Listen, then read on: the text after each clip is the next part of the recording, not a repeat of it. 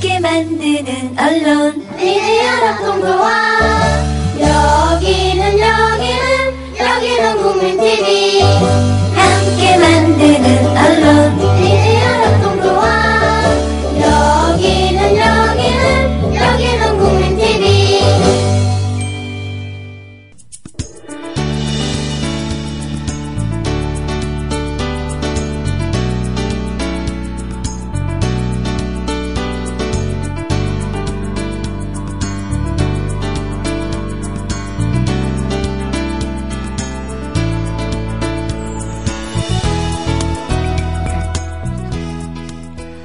노혜경의 그 엽새. 안녕하세요. 노혜경입니다.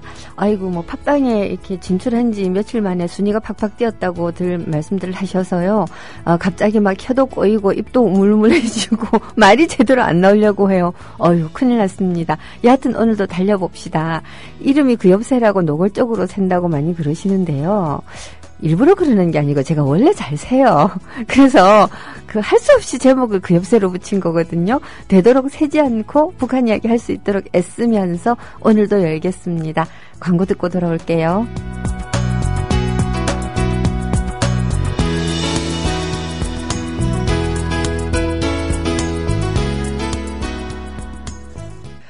예, 그 엽새, 옆으로 새는 방송. 그러니까 세지 않으려고 몹시 애를 쓰는 방송이라고 말할 수도 있겠습니다.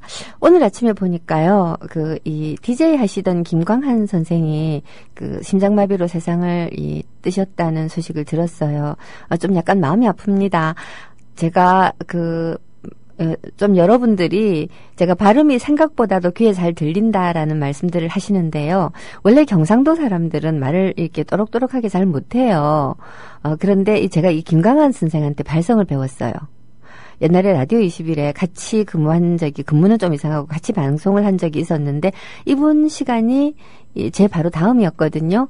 근데 제가 나오니까 뭘 하시는가 하면 방송 되게 잘 들었다 그러더니 자기가 1시간만 방송하니까 마치고 좀 기다리라 그러더라고요. 뭔가 싶어서 이제 기다렸죠. 그랬더니 발성만 조금 고치면 굉장히 좋은 방송이 되겠다.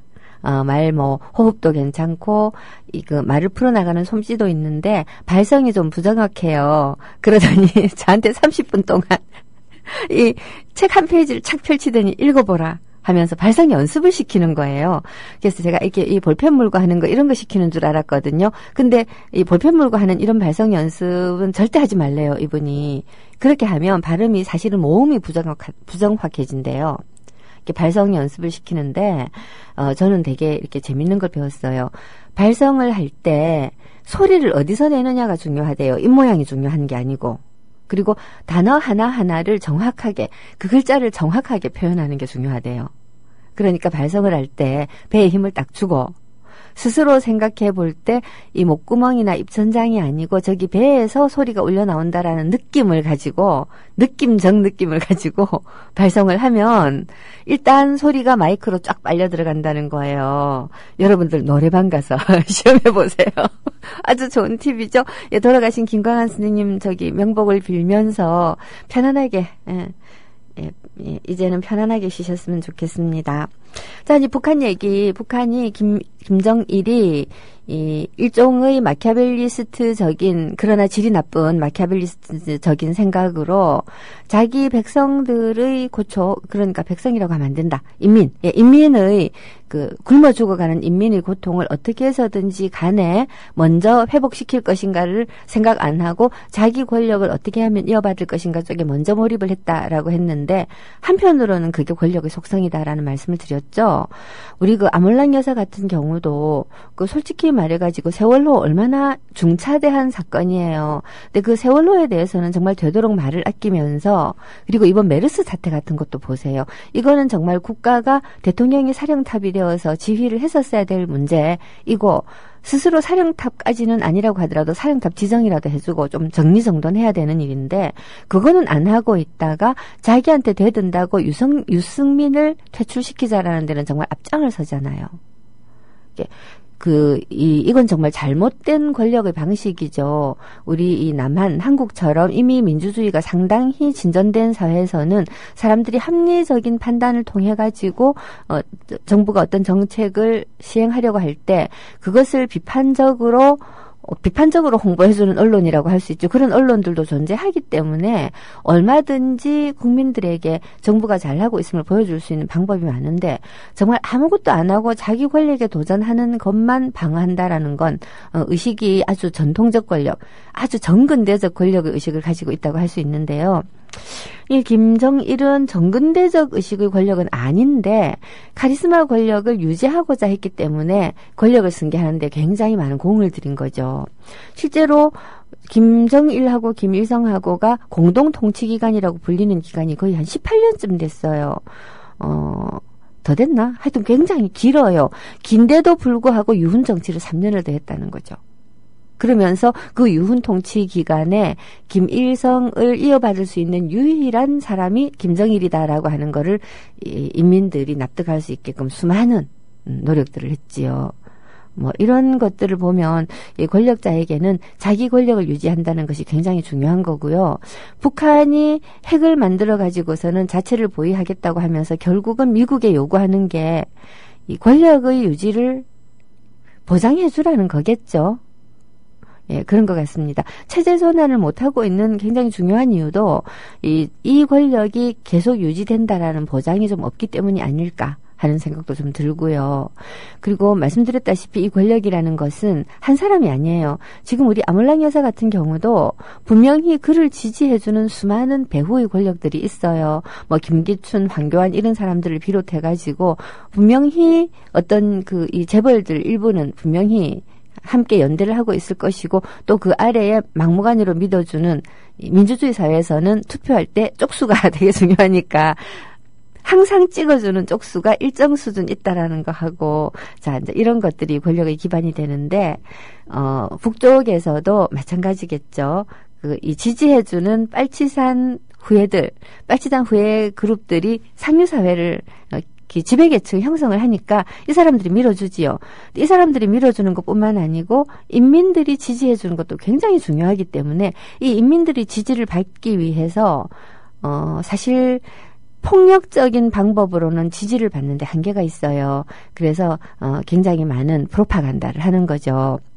언론을 통해서 보여주고 또 여러 가지 형태의 쇼들을 하고 되게 잘했어요. 그래서 북한을 유격대 국가니 가족 국가니 부르기도 하지만 또 한편으로 극장 국가라고 부르는 사람들이 있어요. 극장 국가란 뭐냐? 쇼를 해서 백성들이 마음을 얻는다라는 거예요. 제가 이 방송 시작할 때 그런 얘기 한 적이 있었어요. 역사학자 전우용 선생이 우리 역사는 깊다라고 하는 굉장히 재미있는 책을 썼거든요. 이거 제가 그때 무슨 논문 쓸 일이 있어가지고 근데 책이 교보문고에서 날라왔길래 어떤 책인가 한번 이렇게 살펴보고 해야지 하고 있다가 딱 붙잡고 정말 10분 만에 24페이지를 딱 읽은 거예요. 너무 재미있어서 손에서 뗄 수가 없어요. 굉장히 큰 마음을 먹고 옆으로 던졌어요. 안 돼. 나중에 봐야지. 예, 그랬다가 아직까지 다 못 보고 있는데. 조금 보긴 봤어요, 좀 더. 근데 정말 재미있어서 화장실에 들고 들어가면 변비 걸려요. 오래 앉아있게 돼가지고. 근데 이 책에 보면, 어떤 이야기가 나오는가 하면, 이 현대판 대통령들이 서민 코스프레 한다고 시장에도 가고 가난한 사람들이 지역에도 가고 하잖아요. 이게 사실은 서민 코스프레가 아니라 제왕 코스프레라는 겁니다. 임금님 코스프레. 이게 무슨 뜻이냐 하면 이제 적어도 옛날에 아주 그야말로 이제 국민들이 자기의 주권의식이 너무 낮아가지고 진짜 의식도 노예같고 그냥 밥만 먹여주면 이렇게 뭐 살고 하던 시절도 물론 있었겠지요. 그리고 했던 시절에는 제왕이 모든 권력을 장악을 하고서 혼자서 모든 것을 할 수가 있었지만 차츰차츰 이 신흥사대부 이런 것들도 생기고 하면서 백성의 직접적인 도움 없이는 권력을 유지하기가 굉장히 어려워지는 시절이 한 중세 이후 한 16, 17, 18 이쯤에는 발생을 하기 시작을 했다는 거죠. 자, 그랬을 때 임금들이 백성의 지지를 얻기 위해서 백성의 지지를, 충성과 지지를 얻기 위해서 행차를 하는 거예요. 임금 얼굴을 한번 봤다. 진짜 저는 선거를 한번 나가보고 나니까 유권자들하고 악수를 한다는 게 왜 중요한가 하는 걸 선거 나가보고 알았어요. 사람들이 의외로 진짜 별일 아닌 것 같고 투표를 해요. 내 편이 절대 아닌 사람은 악수하자고 청하면 절대 손을 안 잡아주거든요. 근데 이것도 저것도 아닌 사람이 있잖아요. 그러면 저기 잘 부탁합니다 하고 손을 한번 꽉 잡아주면 이제 손의 온기를 서로 맞대면 그 사람이 특별히 반대편 후보를 만났다거나 한 특별한 관계가 있다거나 하는 경우가 아닌 한 투표를 하러 가게 되면 저를 찍어요. 물론 반대의 경우도 마찬가지겠죠. 그러니까 직접 대면하고 접촉하고 얼굴을 한번 봤다, 손 한번 잡아봤다, 심지어 이 같은 다방에 한번 들려봤다. 이런 것들이 사람들로 하여금 그 사람을 좋아하게 만드는 요소가 되는데 이 임금님의 행차는 이 행차 때 임금님을 한번 우러러 볼 수 있었던 사람들로 하여금 임금님에 대한 자기도 모르는 애정을 가지게 하는 거죠. 더더군다나 임금님이 시장에 와가지고 떡볶이 한번 싸먹었다. 옛날 임금님들은 떡볶이는 안 사잡수시겠죠. 많은 어쨌든 굉장히 호화롭게 차려입고서는 그 백성들이 살고 있는 거리를 한번 천천히 쓸고 지나가고 그냥 지나가나요? 동전도 뿌려주고 그러잖아요. 동전도 뿌려주고 뭐 밥도 나눠주고 떡도 주고 이제 이렇게 하면서 한번 지나가고 나면 그 임금님을 우러러 보았다는 이 마음속의 감격과 이 영광스러운 마음과 또 이제 동전 한 푼 얻었다라고 하는 고마운 마음과 이런 게 뒤엉켜서 이 백성들이 마음속에 임금을 우러러보는 마음이 이렇게 커지면 사대부들이 도전하기 어렵잖아요. 더더군다나 사대부들이 한 통속도 아니고 자기들도 붕당을 나누어서 네가 잘났다 내가 잘났다 이렇게 경쟁하고 있는 판국이기 때문에 임금이 이 경쟁하는 이쪽을 키워주다가 이쪽이 약간 너무 세서 기어오른다 싶으면 저쪽을 좀 키워주다가 이게 영조 임금이 했던 당평책이라는 거거든요. 영조는 이 임금 코스프레도 엄청 잘했고 이 당평책도 되게 잘 써서 그래서 굉장히 그 오랜 세월을 임금 자리에 있을 수 있었던 거죠. 사실 정실 자식이 아니기 때문에 영조 임금 아시죠? 장희빈 그 드라마에 보면 왜 인현왕후를 그리며 열심히 이렇게 제사를 지내고 있었던 생일상을 차려놓고 있었던 무수리가 숙종 임금한테 들켜가지고서는 하룻밤 자고 나서 애를 하나 가졌다. 그랬는데 장희빈이 그때는 왕비가 되었죠. 장희빈이 알고서는 두드려 패다가 숙종한테 잡혀가지고 패비가 되었다라고 하는 이 야사. 엄격하게 말하면 그거는 사실이 아닐 거예요. 아무리 궁중이라고 하더라도 우리 조선왕조의 법규가 사적인 린치를 못하게 되어 있어요. 양반이 자기 종을 때려서 죽이잖아요. 그러면 재판받아야 돼요. 상당히 벌이 엄해요. 그러니까 사적으로 사람을 때리고 하는 것은 굉장히 벌이 엄하기 때문에 제가 부산대학교 다닐 때 어떤 역사학과 교수님한테 들은 얘기로는 이 멍석에 물을 쫙 이렇게 해가지고 두루루 말아갖고 곤장을 치면 상처가 하나도 안 남는데요. 그런 식의 무자비한 고문이 발달한 이유가 때려가지고서는 다치고 이래갖고 관청에 발고를 하면 그 양반이 조사를 받아야 된대요. 그러니까 개인적으로 때린다든가 때려서 특히나 죽인다든가는 이런 린치는 하면 안 되는 게 법규였다라는데 궁중에서라고 그런 법규가 안 통했을까라는 생각이 좀 들거든요. 오히려 궁중은 기강이 좀 더 엄해야 되고 함부로 윗선이 이렇게 사적인 린치를 하고 이러면 밑에서 독살도 할 수 있는 거 아니에요. 솔직히 깨놓고 말해서 원한 품으면. 그러니까 아마 훨씬 더 엄격하게 다스리지 않았을까 하는 생각이 들어서 이건 순전히 저의 유추예요. 이건 고증된 얘기는 아니니까 어디가 사진 마세요. 그래서 이지만 여하튼 굉장히 신분이 낮은 엄마의 몸에서 태어난 아들이거든요. 그래서 항상 정통성 시비에 휘말리겠죠. 그랬는데 그렇게 오랫동안 임금 노릇을 할 수 있었던 이유가 이런 어떤 힘의 균형 관계를 잘 유지하고 그리고 서민 코스프레가 아닌 임금 코스프레를 통해 가지고 백성들이 마음을 샀다라고 하는 점이 중요하죠. 이렇게 이 행차하는 것 이거는 어떤 지도자가 이 민심을 자기 편으로 되돌리기 위해서 굉장히 중요한데, 북한에서 이거 진짜 잘해요. 김일성이 현지 지도라는 이름으로 굉장히 공장을 찾아가고 현장을 찾아가고 하는 걸 정말 많이 했어요. 1년에도 정말 몇백 번씩 해요. 뭐 아침에 여기 갔다가 저녁에 저기 갔다가 할 수도 있었다는 얘기고, 거의 이렇게 뭐 1년에도 몇백 일을 차 안에서 보낸다라고도 볼 수 있겠죠. 그건 김정일도 마찬가지였고요. 뭐 이렇게 호화로운 궁전을 지어놨다 이렇게 얘기를 하는데, 지어놨겠죠. 그렇지만 거기서 잠잔 날이 그렇게 많지 않다라는 그런 얘기도 될 수 있어요. 맨날 지방에를 가요. 그리고 지방에를 가면서 교부금이라는 걸 줘요. 그러니까 교부금이란 이름은 아닌데 우리가 왜 대통령 교부금이 몇 조 있다. 그리고 그 몇 조는 영수증 없이 쓸 수 있다 그러잖아요. 이 교부금이 야말로 대통령의 통치 자금인 거예요. 이게 대통령이 예를 들어서 이번에 이제 광주 시차를 간다. 그러면 공짜로 안 가요. 가가지고 어떤 민원을 들어줘요. 어떤 특수한 민원을 들어주고 거기에다가 예산 지원하기가 어려운 경우에 교부금을 주는 거예요. 이거를 노무현 대통령이 자기 통치 자금으로 안 쓰고 그 지방자치제의 지역균형 발전 기금으로 내놓은 거예요. 그 지자체에다가. 근데 이명박 대통령 때는 교부금을 어디다가 썼는지 우리가 잘 몰라요. 그리고 박근혜 대통령도 교부금을 어디다가 쓰는지 지금 잘 몰라요. 원래 그건 안 따지거든요. 어디 쓰는지 잘 모르는데 에어로빅 강사인지 몸매 다듬는 트레이너인지를 이 공무원으로 채용했다는 걸 보면 자기 교부금으로 채용한 건 아닌 것 같거든요. 하여튼 그렇다는 거고요. 이런 이 코스프레 같은 것들을 통해서 이 인민의 마음을 굉장히 이렇게 이제 끌어안고 하는 이런 작업들과 동시에 또 언론으로 막 때리고 하면서 하니까 뭐라고 할까? 이 인민들의 일정한 수준의 지지가 늘 있는 거죠. 김정일한테도. 그리고 그 일정한 수준의 지지와 김일성한테 대해서는 일정한 수준을 넘어서는 굉장한 지지가 있어요. 이 굉장한 지지가 그 맏아들, 큰형님으로 자연스럽게 이전되면서 다시 이제 두 번째 독재 국가가 이제 완결이 되어 가는 것이죠. 자, 어쨌거나 간에 이렇게 이제 보여주기를 통해서 인민의 마음을 사로잡는다는 건 굉장히 중요해요. 제가 어제 가난한 노인들이 왜 새누리당을 지지하는가라는 얘기를 잠깐 드렸잖아요.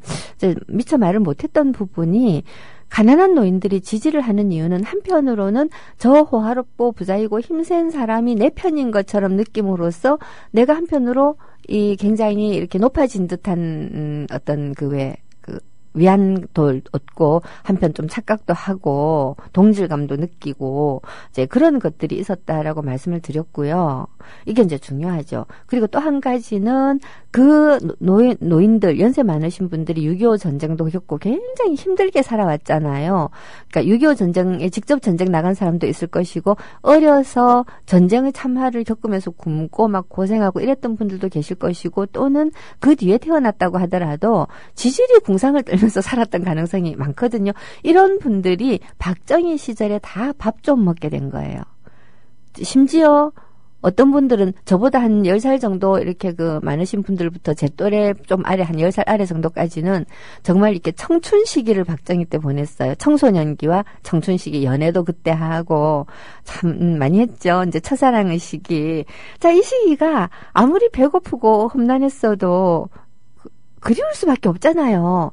남자들이 군대 다시 가라면 죽었다 깨어나도 안 갈 거면서 군대 얘기 너무 좋아하잖아요. 자기의 젊은 시절이 추억이니까.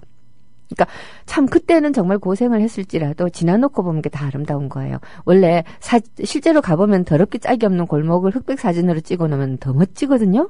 그러니까 이런 그리움의 시절이란 말이에요. 근데 이게 의식이 나이가 들면서는 뭉뚱그려지고 흐리멍텅하고 티미티티해지기 쉬워가지고요. 이 박정희 시대였다라고 하는 것이 아름이지 그 시대의 주인공은 난데 박정희 시대라는 박정희라는 말하고 주인공이 나의 시대하고가 구분이 안 되기 시작을 하는 거죠. 그러니까 자연히 그때의 향수를 돌이키게 해주는 것들에 대해서 괜히 좋은 거예요. 심지어 독재까지도. 전 이제 이런 분들을 설득하기는 굉장히 어렵겠지만 이런 분들이 왜 그러는가 하는 거를 이해하고 그리고 이제 이해를 하면서 그분들이 악영향이 아랫세대로 내려오지 않도록 노력을 하는 것이 굉장히 중요하다. 투표 될 수 있는 대로 투표 못하게 하는데 또는 아유 이 내가 투표를 해가지고 우리 진짜 이 아래 세대가 진짜 고생스럽겠구나라고 하는 거를 진짜 이해를 시키기 위해서 좀 더 유연하고 부드러운 전략적 기술이 테크닉이 필요하지 않을까 하는 생각이 좀 듭니다.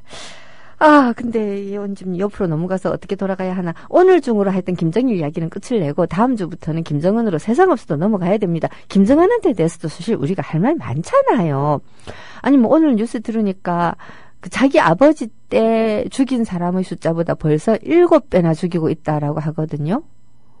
그 정말 어느 정도까지 사실인지는 모르지만 이 장성택을 아마 박수 쳐서 끌어내지 않았을까요? 그렇게 하고 난 다음에 처분이 새누리당은 그냥 원내대표 떨어뜨리는 것이지만 저쪽은 쏴서 죽였다. 약간은 이제 이 처리하는 뒤끝이 좀 약간 강하군요. 좀 아니 약간이 아니라 심하게 강하지만 처리하는 방법은 되게 비슷하네요. 여하튼. 근데 7배나 죽였다라고 하면 우리는 보통 이렇게 생각하기 쉬워요. 아니 김정일이가 숙청을 그렇게 많이 했다는데 사람 별로 안 죽였어? 숙청 많이 안 했어요. 김정일은. 왜냐? 저 아버지 때 다 했거든. 그 다음에 이미 김정일이 들어서고 나서는 이 표현은 조금 이상하지만 인적 자원의 중요성에 대해서도 좀 생각을 한 것 같아요. 그래서 이 출당 철직 방식으로 내쫓아요. 그러니까 당에서 내쫓고 직장에서 내쫓아서 어디 농장이라든가 공장 같은 데 가서 이제 말단 노동자로 일을 하게 하면서 다시 혁명화를 시켜서 그 똑똑한 인간들은 도로 데리고 와서 쓰고 하는 방식으로 많이 돌렸기 때문에 사람을 그렇게까지 죽일 필요가 별로 없었던 거죠.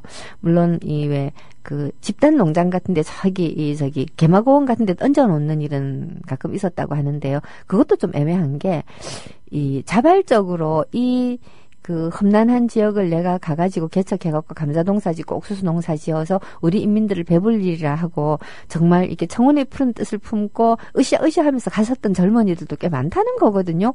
근데 가면 아무것도 없고 그냥 막 굶어 죽는 거죠.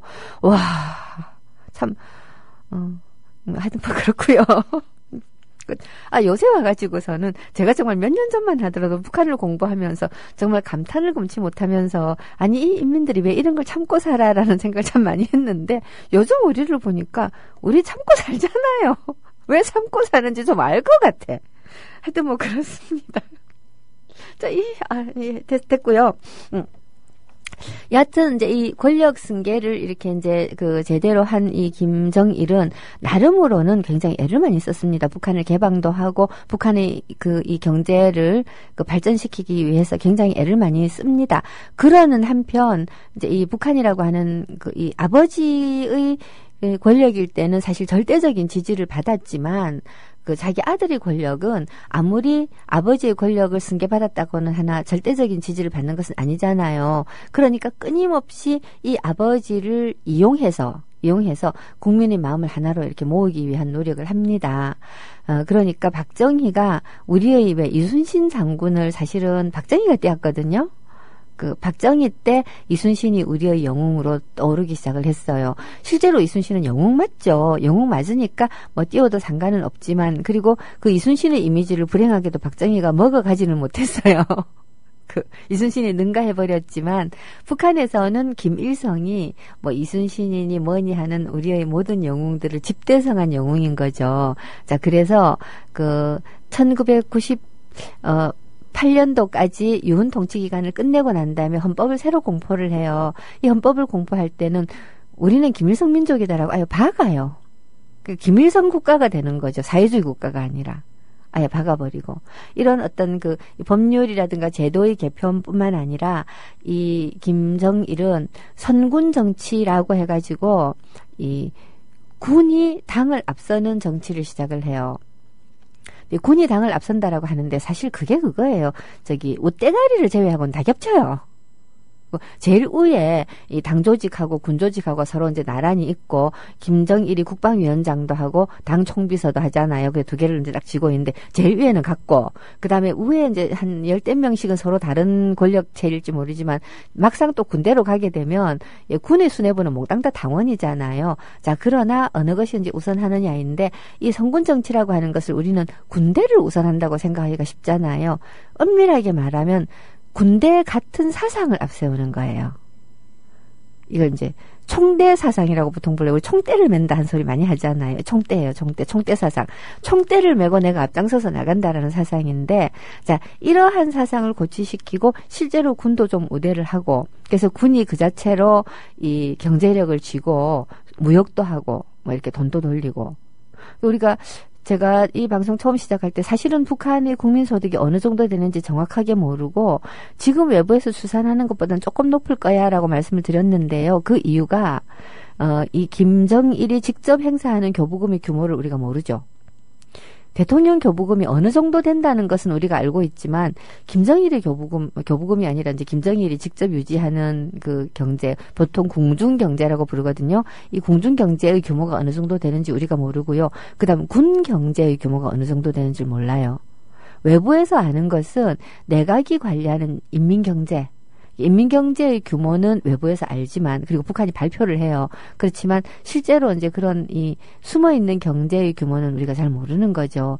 그래서 알고 있는 것보다 조금 높지 않을까, 이제 그런 생각이 드는데, 이번에 장성택 사건도 그렇고 현영철 사건도 그렇고 김정은이 이런 이 내각의 이 대빵이라든가 군의 대빵이라든가 이런 사람들을 계속 숙청을 하고 있는 것이 이 경제를 하나로 통합하기 위한 노력의 일환이다라고 해석하는 사람들도 있기는 해요. 자, 근데 뭐 그건 좀 더 공부를 해봐야 알겠고요. 북한에 관해서는 아직까지는 우리에게 정확한 정보들이 전해지지 않고 있어요. 그래서 추정할 수밖에 없다라는 게 좀 아쉬운 부분입니다.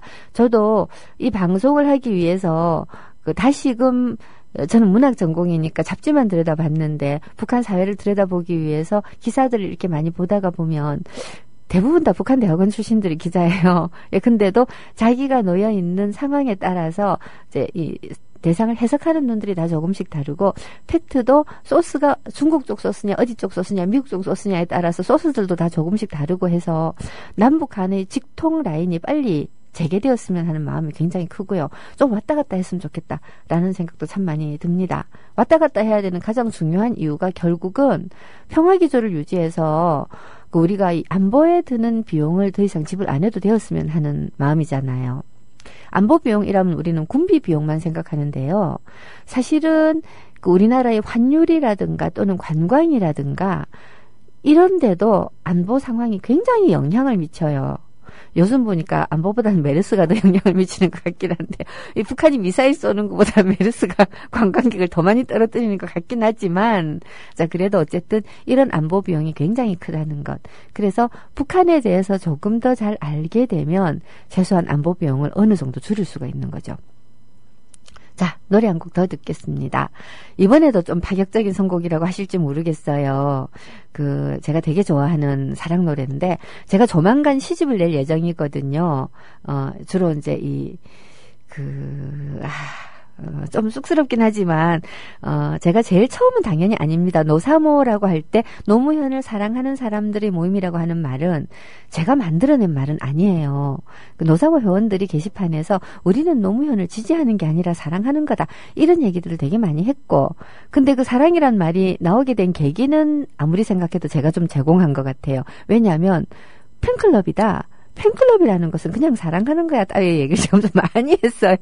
근데 여하튼 정치 담론에 노사모라고 하는 것에 관해서 초기에 외부에다가 노사모는 이런 것이다라고 하는 글을 주로 제가 썼는데, 그때 사랑하는 사람들이라고 하는 것이 일반 지지자와 어떻게 다르며 노사모가 지니고 있는 사회학적 특성이 어떤 것인가를 얘기를 했어요. 그래서 정치 담론의 사랑이라고 하는 것을 공개적으로 그리고 대중적으로 이끌어 드렸다라고 괜히 자부하고 싶거든요.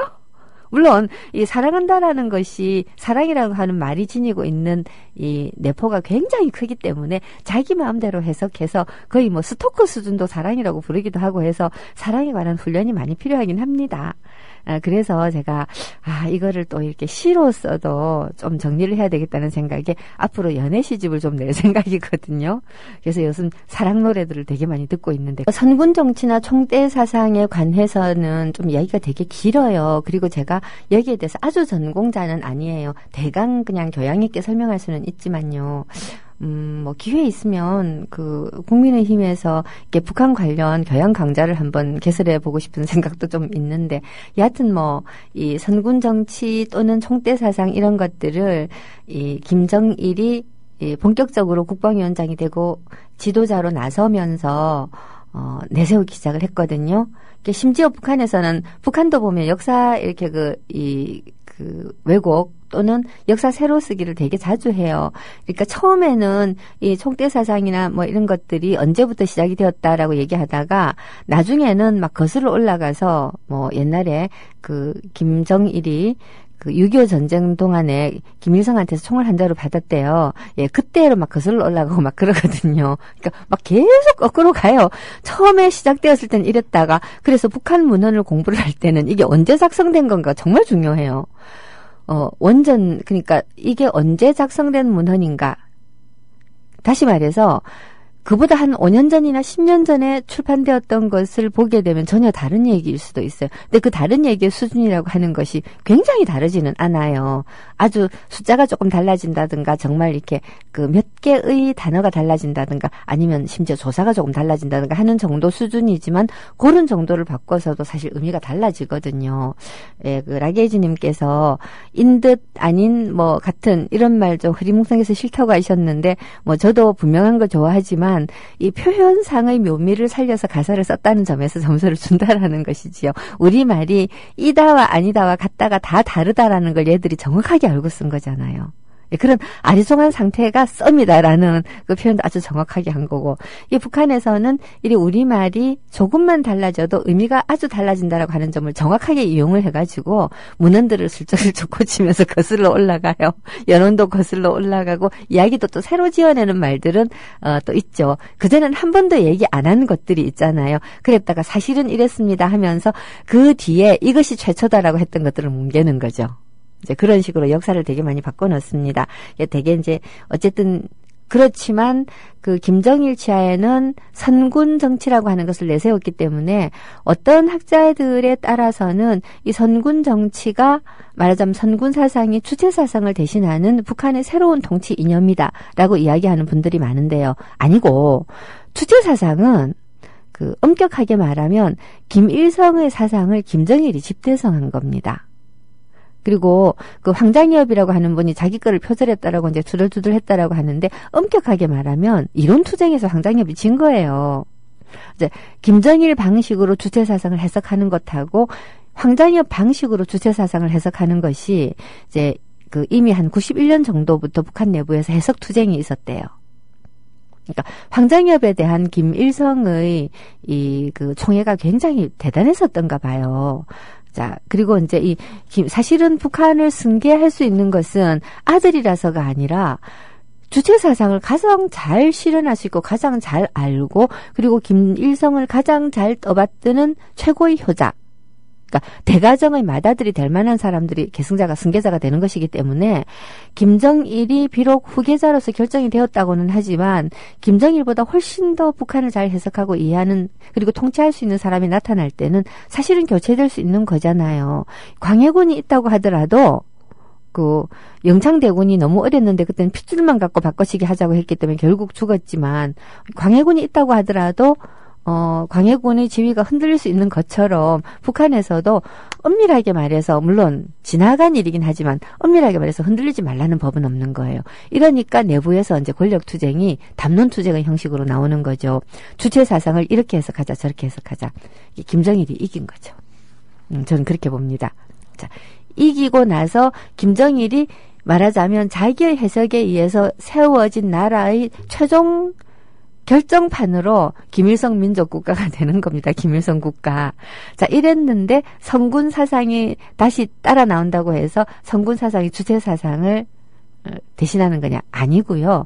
선군 주체 사상을 지금 이 시기에 펼칠 수 있는 하나의 이 사상으로서 선군 사상, 선군 정치, 그리고 총대 철학 이런 것들이 이제 등장을 하는 것이지요. 총대 철학도 좀 어렵기 때문에 오늘 이야기하기는 좀 버겁고 다음에 또 기회 있으면 옆으로 서서 한번 얘기를 해드리고요. 이제 성군이라는 생각과 총대라는 생각이 서로 주거니 받거니 하면서 담론을 형성시켜 가는 거죠. 이 담론을 형성시켜 가는데 북한에서는 그 이러한 관계를 가리켜서 사랑이라는 단어로 많이 설명을 한대요. 근데 재밌죠? 그러니까 이 북한 사람들은 정치 교양이라고 하는 걸 언제나 당해야 돼요. 항상 공부를 시키거든요. 제가 총화를 직장에서는 직장 자체로 당의 이 지휘 아래, 당의 지도 아래 직장에서 일을 일사불란하게 하고 지배인과 당의 지도 아래 하고 또 퇴근해가지고 돌아와서는 같은 직장 사람들하고 같은 동네에 살아요. 그러면서 거기에서 또 이제 퇴근 후 모임이 또 동네 모임이 있는 거죠. 반상회 비슷한 거 동네 모임이 있고 그 동네 모임에서도 총화라는 걸 하는데 총화가 이 나라에서 이런 방침을 세웠다라고 하면 그걸 공부하는 모임이기도 하고 그리고 또 소위 말하는 비판 있잖아요. 자아 비판하는 상황이기도 하고 이제 지역에서 이렇게 지역이란다 직장에서 총화하는 거를 한번 그 탈북자들이 한번 짧은 동영상으로 재연을 해가지고 한번 보여주는데요. 무슨 말을 하는지 알아들을 수가 없을 정도의 엄청난 빠른 속도로 어쩌고 저쩌고 해서 제가 오늘 이러한 잘못을 저질렀습니다. 다시는 안 하겠습니다. 어쩌고 저쩌고 뭐 이런 끝이 나고 누가 잘못한 것에 대해서는 되게 똑똑하게 알아듣기게 말을 하더라고요. 이게 누가 이렇게 저렇게 해서 이렇게 당의 방침을 어기고 이제 김일성 수령님의 방침을 어기고 이렇게 저렇게 했으니까 반성해야 된다. 다 이렇게 얘기를 하고 제 말 알아들으시겠어요? 지금 이런 정도의 속도로 다들 이야기를 해요. 예, 그렇게 얘기를 하면서 하는데 다만 이게 매일 하고 주말에는 주말 합쳐서 주간 총화하고 월말에는 또 월간 총화하고 어마어마하게 총화를 많이 해요. 그냥 말 잘해서 빨갱이라는 말이 그 말 잘하면 말갱이라는 말이 그냥 나온 게 아니에요. 말을 잘하지 못할 이유가 없고 말을 잘 못할 수가 없는 거예요, 이게. 근데 이런 총화를 통해 가지고 학습도 시키고 총화만 하나요? 뭐 영화 보고 오면 영화에 대한 감상 토론에도 그럼 감상 총화를 하겠죠. 온갖 이제 식으로 모여서 이제 집단적으로 모두 떠들화하겠죠. 총화를 되게 많이 해요. 자, 이렇게 이제 총화를 하는 것 중에서 제일 중요한 게 정치 교양인데요. 예, 정치를 계속 가르치는 거죠. 그러니까 정치를 가르친다는 게 정치학을 가르친다는 게 아니라 우리 사회에서, 북한 사회에서 정치의 중요성에 관해서 계속 가르치는 거예요. 북한 사회에서는 경제라든가 사회라든가 군사 이런 거 모든 것이 위에 정치가 있고 정치가 가장 중요해요. 사람 굶어 죽는 것보다 정치가 더 중요한 거예요.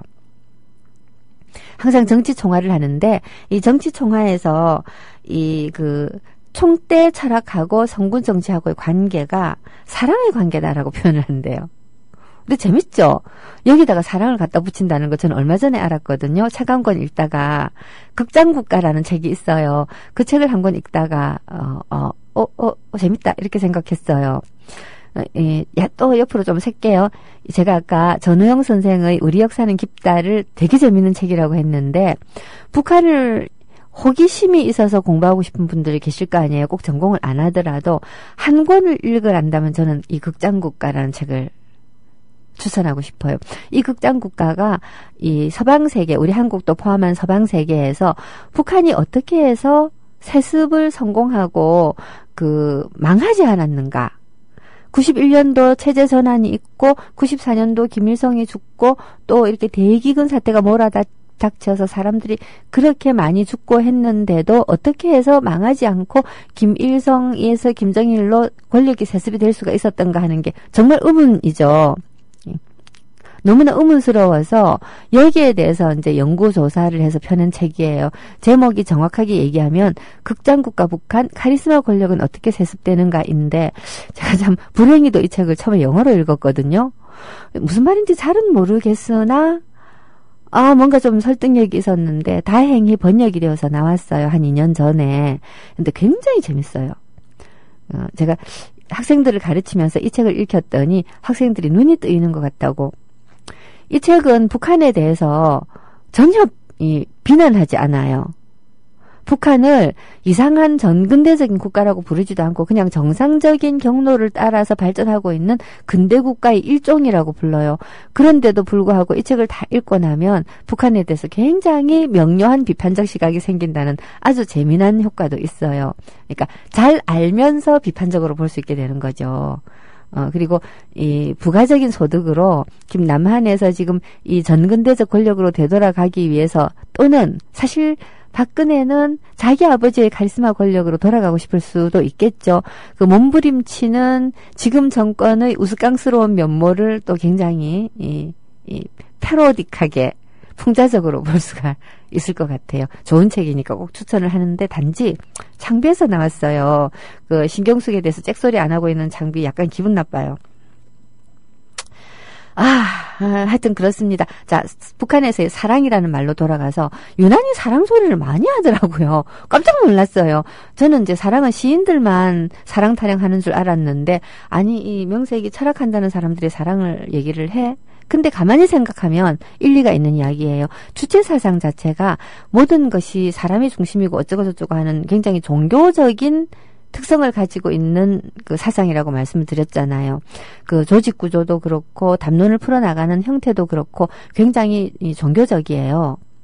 종교적인데 종교는 모름지기 모든 종교를 다 포함해서 이 구약의 율법 시대를 제외하고는 모두 사랑이에요. 알라신도 사랑이고 부처님도 사랑이에요. 물론 표현이 바뀌어서 자비지만요. 그렇잖아요. 그러니까 근대라기보다는 어쨌든 인간이 역사시대 이후에 발전시킨 종교들의 특징은 그 사랑이 기반이 되는 것이다이고 이 그 진노하는 하느님, 벌 주는 하느님의 상이 굉장히 두드러졌던 구약의 하느님도 예수를 만나서 신약으로 약속이 갱신되잖아요. 구약과 신약이라는 말은 그런 뜻이거든요. 약속이 갱신되었다. 오래된 약속은 폐기되고 새로운 약속이 맺어졌다라는 건데 이 새로운 약속의 핵심은 하느님은 사랑이시다잖아요. 하느님은 사랑이시다.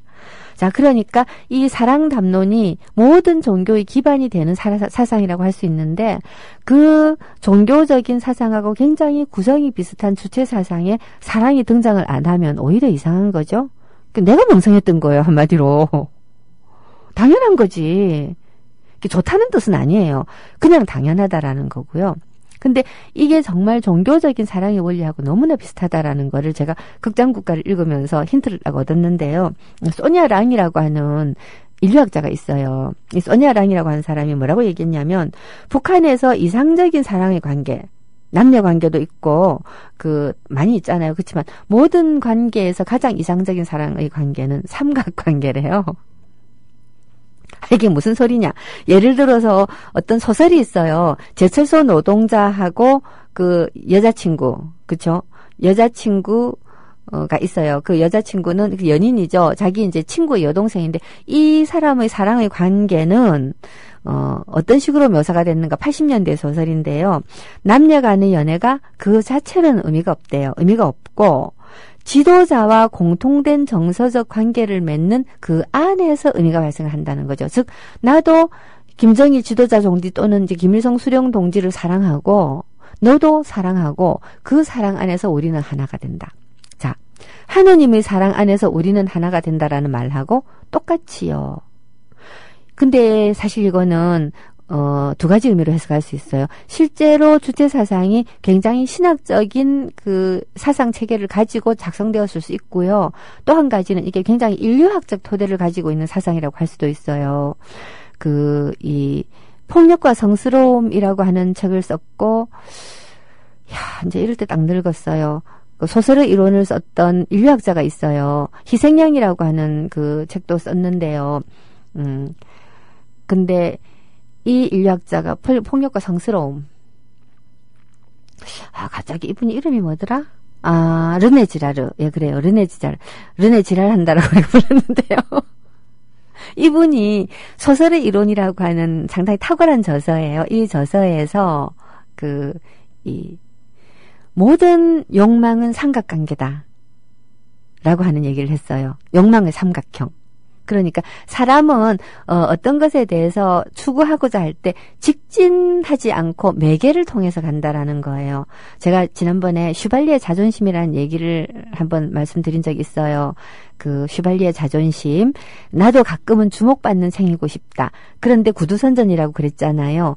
그럼 가끔은 주목받는 생이고 싶다라고 하는 나의 욕망의 목표를 실현하기 위해서는 슈발리의 구두를 신어야 되는 거예요. 그렇죠. 그게 저기 전지현이 나와가지고 아름다운 미모를 뽐내며 뿌링클 하잖아요. 그럼 뿌링클 되게 맛있는 뿌링클인데 실제로 그 광고가 파는 것은 닭을 팔지만 실제로 파는 것은 남자들에게는 전지현의 윙크를 받는 기분을 파는 것이고요. 여자들에게는 전쟁 같은 몸매를 가지는 기분을 파는 거예요. 욕망을 파는 거죠. 그래서 현대사회의 모든 광고는 그리고 모든 종류의 사랑 담론은 삼각형, 욕망의 삼각형에 기반해 있다라고 하는 이야기를 이 르네 지라르가 설파한 적이 있었고요. 나와 너라고 하는 탁월한 저서를 쓴 이 마틴 부브라고 하는 유대인 철학자는 이 인간의 사랑은 삼각관계다라고 얘기했어요. 하느님과 인간의 관계는 실선으로 이어져 있고 인간과 인간의 관계는 점선으로 이어져 있다는 거예요. 그래서 인간이 인간과 진정한 관계를 맺기 위해서는 신을 통과해야 된다라는. 어때요? 인류학적이기도 하고 신학적이기도 하고 종교적이기도 하면서 주체사상적인 사랑의 설명이에요. 근데 이게 주체사상적이기는 해도 이게 굉장히 인간의 본성에 가까워요. 사실 사람은 누군가를 굉장히 사랑한다라고 느끼는 순간은 질투하는 순간일 때가 되게 많아요. 오만 가를 다 질투해요. 저도 옛날에 남편하고 연애를 할 때 남편이 담배 피는 것까지 질투했거든요. 아, 재수 없어서 죽겠더라고요. 아니, 왜 저놈은 담배가 우리 남편한테 나보다 더 가까이 있는 거야? 그러니까 왜 정말로 완벽한 하나가 될 수 없다는 사실에 대해서 그러니까 두 사람 사이에 균열을 내는 모든 것을 질투하는 거예요. 이 질투를 어느 정도 해소시켜주고 그 관계를 보다 그 건강하게 이끌어가기 위해서는 범접할 수 없는 초월적인 중재자가 있어야 되는 거죠.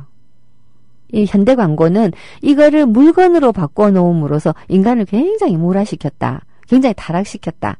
라고 할 수도 있겠어요. 재밌죠?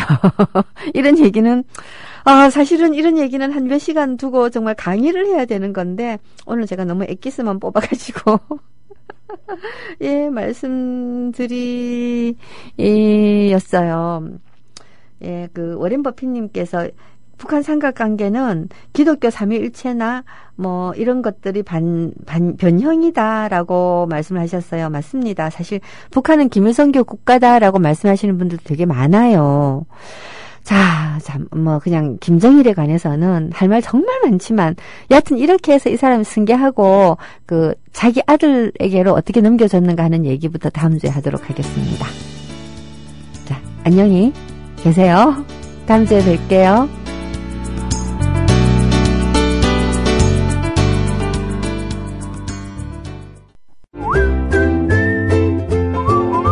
국민라디오 팟캐스트 응원하는 가장 쉬운 방법 아시나요?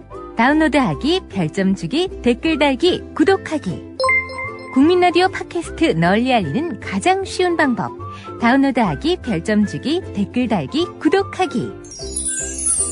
기억하세요. 다운로드하기, 별점 주기, 댓글 달기, 구독하기.